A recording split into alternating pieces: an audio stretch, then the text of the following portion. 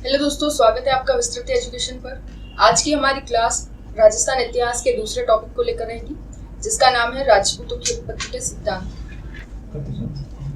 तो इस टॉपिक में हम पढ़ेंगे कि किस विद्वान ने या किस इतिहासकार ने राजपूतों की उत्पत्ति के क्या सिद्धांत माने हैं। किसी ने राजपूतों को सूर्यवंश से उत्पन्न माना है, किसी ने अग्निकुंड से माना है, तो किसी ने विदेशी जाति का माना है। तो किस विद्वान ने क्या कहा है, बस ये हमें इसमें देखना है। और क्वेश्चन भी ऐसे ही आते हैं कि अग्निकुंड से उत्पन्न किस इतिहासकार ने माना है। तो आज के टॉपिक को स्टार्ट करते हैं, और ये छोटा सा टॉपिक है तो जल्दी ही हो जाएगा। सबसे पहले तो हम हेडिंग डाल दें कि टॉपिक क्या है।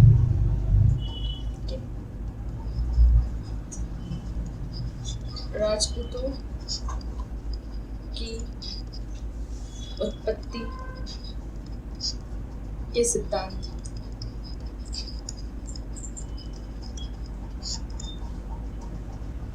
दो विद्वान हैं या इतिहासकार हैं जिनके नाम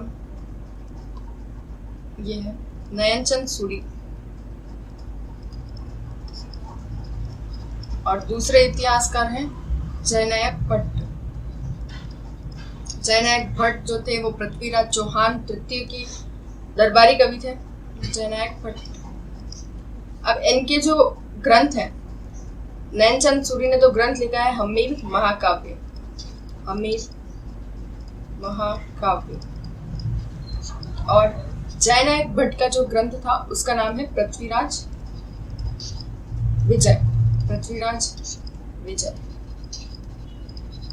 इन दोनों ही ग्रंथों से जानकारी मिलती है कि राजपूतों को सूर्यवंशी माना गया है। सूर्यवंशी। नयनचंद सूरी और जयनायक भट्ट ने राजपूतों को किससे उत्पन्न माना है, तो सूर्य से, या उन्हें क्या कहा है, तो सूर्यवंशी कहा है।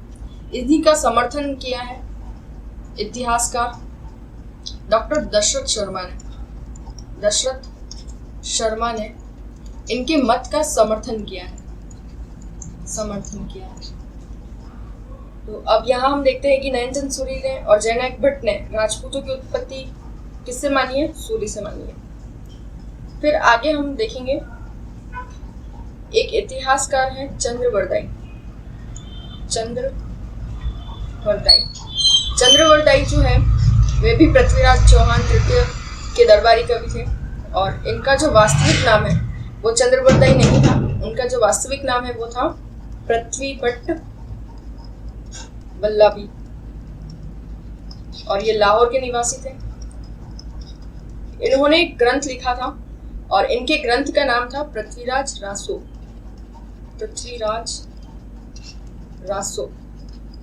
वीर रस का ये ग्रंथ था। ये ग्रंथ कैसा था, तो वीर रस का था। पिंगल भाषा में लिखा हुआ था। थोड़ी सी हम इस ग्रंथ के बारे में चर्चा इसलिए कर रहे हैं क्योंकि ये इंपॉर्टेंट ग्रंथ है। इसमें पृथ्वीराज चौहान तृतीय की और मोहम्मद गौरी के बीच हुए युद्ध की पूरी विस्तृत जानकारी भी मिलती है। पिंगल भाषा का ग्रंथ था, और इस ग्रंथ को पूर्ण किया था जलहण ने। और इस ग्रंथ को प्रसिद्ध किया था या लोकप्रिय बनाया था, या ये कहें कि इस ग्रंथ के उद्धारक कौन थे, तो वे थे कर्नल जेम्स टॉड। और ये जो ग्रंथ था पृथ्वीराज रासो, ये हिंदी भाषा का प्रथम महाकाव्य था। हिंदी भाषा का प्रथम महाकाव्य। इन इतिहासकार ने, चंद्रवरदायी ने, पृथ्वीराज रासो ग्रंथ में कहा है कि आबू पर्वत पर एक मुनि वशिष्ठ नाम के महात्मा थे। उन्होंने यज्ञ किया और यज्ञ से 4 पुत्र उत्पन्न हुए, और उन्हीं 4 पुत्रों को कहा गया राजपूत। उन 4 पुत्रों का नाम क्या था, चौहान। इन्हीं को कहा जाता है चाहवान। दूसरे थे चालुक्य, थर्ड है परमार, और फोर्थ पुत्र था प्रतिहार।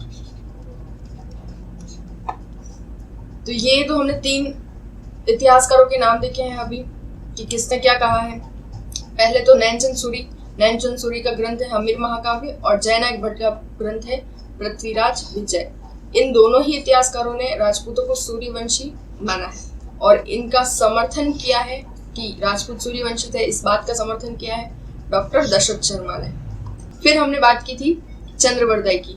इतिहासकार चंद्रबरदाई पृथ्वीराज चौहान तृतीय के दरबारी कवि थे और 4 बास 24 गज अंगुल अष्ट प्रमाण वाली जो कहावत है या जो चंद पंक्तियां हैं वो भी इन्हीं के ग्रंथ पृथ्वीराज रासो से मिलती हैं। इस ग्रंथ में पृथ्वीराज रासो का जो ग्रंथ था उसमें इन्होंने आबू पर्वत पर मुनि वशिष्ठ नामक किसी व्यक्ति ने यज्ञ करवाया था और उससे जो 4 पुत्र उत्पन्न हुए उन्हीं को कहा जाता है राजपूत। और ये जो ग्रंथ है पृथ्वीराज रासो ये काफी फेमस ग्रंथ भी है और इसी ग्रंथ को हिंदी भाषा का प्रथम महाकाव्य कहा गया है। इसको प्रसिद्ध किया था कर्नल जेम्स टॉड ने, इसको पूर्ण किया था जलहण ने और ये पिंगल भाषा का ग्रंथ है। इनका जो वास्तविक नाम था वो क्या था, पृथ्वी भट्ट वल्लभी और ये लाहौर के निवासी थे। नेक्स्ट हम देखते हैं सीबी वेद के बारे में। सीबी वेद का क्या मत रहा है, तो सीबी वेद ने राजपूतों को विशुद्ध भारतीय माना है। विशुद्ध भारतीय क्वेश्चन सीधा आता है कि राजपूतों को विशुद्ध भारतीय किसने माना है, सीबी वेद ने। नेक्स्ट इतिहासकार का नाम है गौरीशंकर हीराचंद ओझा। गौरीशंकर हीराचंद ओझा। इन इतिहासकार ने राजपूतों को आर्यों की संतान कहा है। आर्यों की संतान। आर्यों की संतान मानने वाले इतिहासकार कौन, तो गौरीशंकर हीराचंद ओझा। नेक्स्ट हम बात करेंगे बीडी चट्टोपाध्याय। बीडी चट्टोपाध्याय। इन इतिहासकार का मत था कि राजपूतों की उत्पत्ति सामाजिक वो आर्थिक प्रक्रिया की उपज है। प्रक्रिया की उपज है। एक हमारे फेमस इतिहासकार हैं कर्नल जेम्स टॉड। घोड़े वाले बाबा भी कहा जाता है इन्हें, कर्नल जेम्स टॉड। इनका मानना है कि जो राजपूत है उनकी उत्पत्ति विदेशी। कर्नल जेम्स टॉड का मानना है कि राजपूतों की उत्पत्ति विदेशी जाति से हुई है। विदेशी जाति में इन्होंने किन जातियों को लिया है, तो इन्होंने 4 जातियां ली हैं, शक, हूण, कुषाण और सीथियन। इनसे वैवाहिक संबंध स्थापित करके जो संतान उत्पन्न हुई है कर्नल जेम्स टॉड के अनुसार वे ही राजपूत कहलाएंगे। इसमें से भी पर्टिकुलर हम बात करें तो केवल और केवल हूण जाति से उत्पन्न किसने माना है, केवल हूण जाति से उत्पन्न माना है विंसेंट स्मिथ ने। इतिहासकार विंसेंट स्मिथ ने राजपूतों की उत्पत्ति हूण जाति से मानी है। फिर आगे हम देखेंगे इतिहासकार विशुद्धानंद पाठक। विशुद्धानंद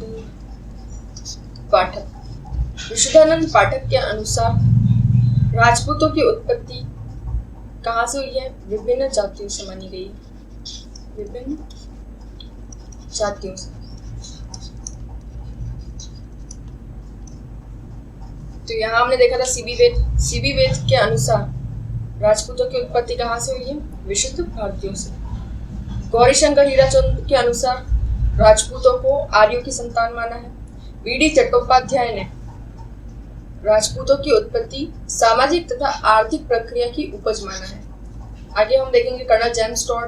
कर्नल जेम्स टॉड ने क्या माना है, राजपूतों की उत्पत्ति किससे हुई है, तो शक, हूण, कुषाण और सीथियन इन 4 विदेशी जातियों से उत्पन्न माना है।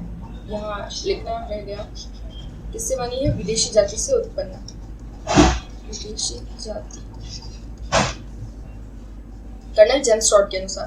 पर्टिकुलर अब हम बात करते हैं कि हूण जाति से किसने मानी है, तो हूण जाति से पर्टिकुलर मानी है विंसेंट स्मिथ ने। विशुद्धानंद पाठक ने मानी है विभिन्न जातियों से उत्पन्न। नेक्स्ट हम देखेंगे, नेक्स्ट है मंडोर और बिजोलिया।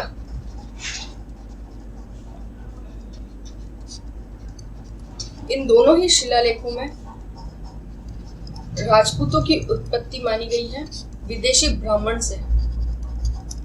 कहाँ से मानी गई है? विदेशी ब्राह्मण से, विदेशी ब्राह्मण से।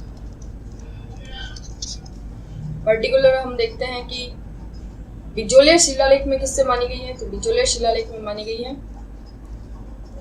वत्स गोत्रीय ब्राह्मण। राजपूतों को क्या कहा गया है? वत्स गोत्रीय ब्राह्मण कहा गया है बिजोलिया शिलालेख में। नेक्स्ट हम बात करेंगे कि राजपूतों की उत्पत्ति ब्राह्मण जाति से किसने मानी है, तो ब्राह्मणों की संतान किसने माना है? पहले तो हम इतिहासकार का नाम लिखेंगे। इतिहासकार का नाम है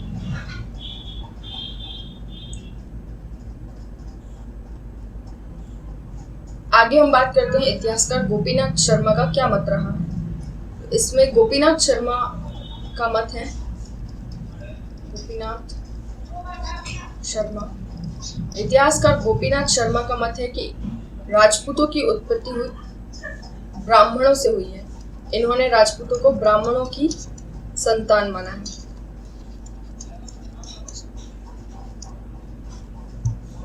एक इतिहासकार है नेक्स्ट। अब ब्राह्मणों की संतान तो गोपीनाथ शर्मा ने माना है, लेकिन ब्राह्मणों के भल्लराव से उत्पन्न किसने माना है? वो माना है दयाल दास ने। दयाल दास ने क्या माना है राजपूतों की उत्पत्ति के बारे में? तो इन्होंने कहा है कि ये ब्राह्मणों के भल्लराव से उत्पन्न है। इनका जो ग्रंथ है उस ग्रंथ का क्या नाम है?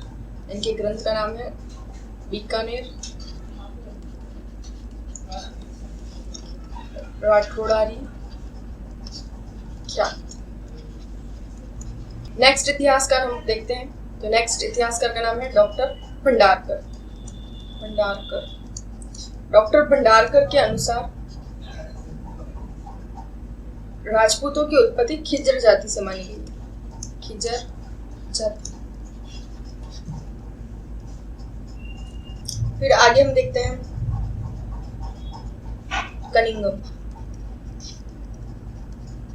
इतिहासकार कनिंघम के अनुसार राजपूतों की उत्पत्ति कहाँ से मानी गई है? तो इनके अनुसार राजपूतों की उत्पत्ति मानी गई है कुषाण जाति